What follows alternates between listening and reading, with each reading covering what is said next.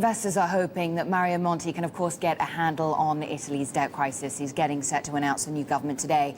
Our Europe editor, David Tweed, is now with us. And, of course, he needs a good team in place, doesn't he, David? Starting, of course, with a strong finance minister. And the speculation is that that will be Mario Monti. Yeah. He'll take on both roles, Prime Minister and Finance Minister. But the really key thing that people are looking for here is whether there's going to be involvement in the cabinet from the big political parties, the Democratic Party on the left and also Berlusconi's party on the right. And so far, Monti's been keeping his cards pretty close to his chest.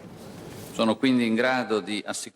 Wednesday, I will be able to present the conclusions of my work to the President. Clearly, out of respect to him, I can't divulge the contents of this, but I can confirm my absolute conviction in our country's ability to overcome this difficult phase.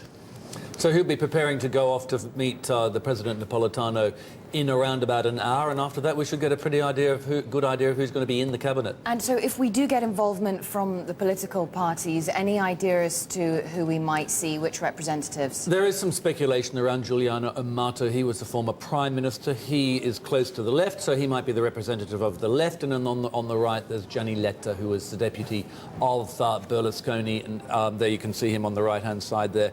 Yeah. Speaking to Berlusconi, he might be the representative of the right.